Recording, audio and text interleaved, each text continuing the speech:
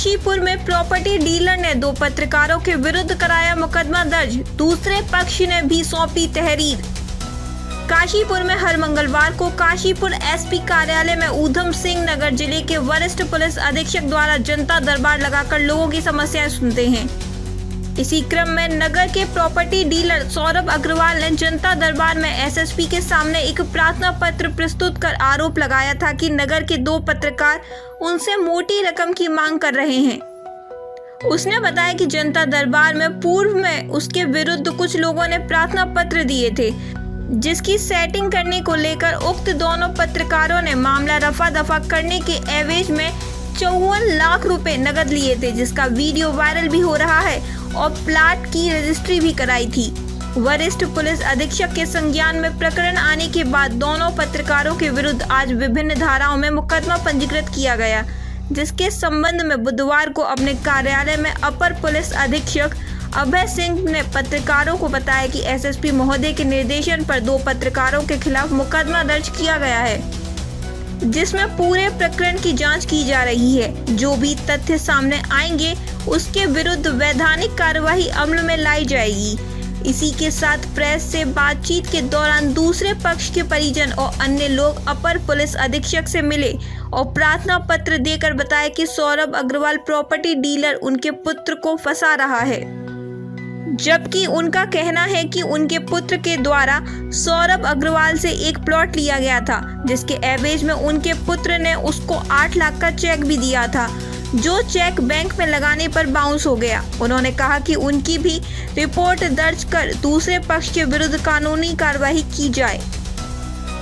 सौरभ अग्रवाल नाम के व्यक्ति के द्वारा एक प्रार्थना पत्र दिया गया था, जिसमें उनके द्वारा 2 व्यक्तियों के ऊपर आरोप अंकित किए गए थे कि उनके द्वारा पुलिस से काम कराने के एवज में मोटी रकम ठगी की गई है। उसके संबंध में उनके द्वारा एक वीडियो भी प्रस्तुत किया गया था। प्रकरण की संवेदनशीलता को ध्यान में रखते हुए तत्काल उसमें अभियोग पंजीकृत करके इंस्पेक्टर काशीपुर के नेतृत्व में एक टीम गठित की गई है, जो कि साक्ष्य संकलन कर रही है। साथ ही आरोपों के संबंध में और जो वीडियो है उसकी प्रामाणिकता की जाँच करके इसमें शीघ्र हमारे द्वारा सख्त कार्रवाई अमल में लाई है। तो किन धाराओं में मुकदमा दर्ज हुआ और कितने लोगों पर? चूंकि प्रकरण में पुलिस के नाम पे ठगी की गई है, इसीलिए ठगी की धारा में और धमकाने की जो उसमें बात थी उसके संबंध में, और चूंकि 1 से अधिक व्यक्तियों के द्वारा मिलकर के इस घटना को कारित किया गया था, इसीलिए क्रिमिनल कॉन्स्पिरेसी की धारा में हमारे द्वारा अभियोग पंजीकृत किया गया है।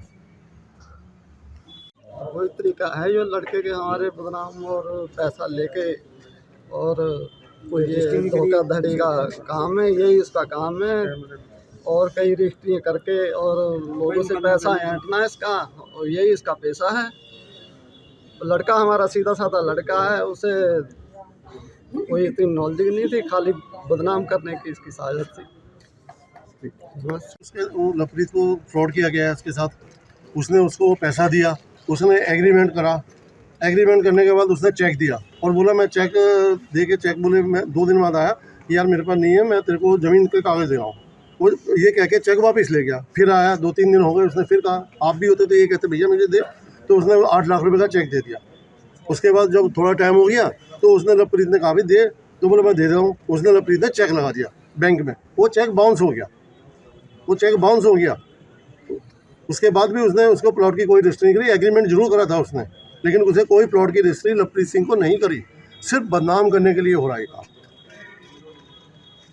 अब क्या आश्वासन आपको मिला है? आश्वासन ये मिला, एसपी साहब ने कहा है कि भाई निष्पक्ष जांच होगी। हमने जो इनके पिताजी ने, जो एक साधारण किसान है, जो बिल्कुल सिंपल आदमी, दुनियादारी वाले कुछ जानते हैं, उन्होंने एक निष्पक्ष जांच के लिए उनको दिया है एसपी साहब को, और उसके साथ कुछ साक्ष्य भी दिए हैं, जो एग्रीमेंट की कॉपी, चेक वगैरह की है, और भी इनके पास हैं।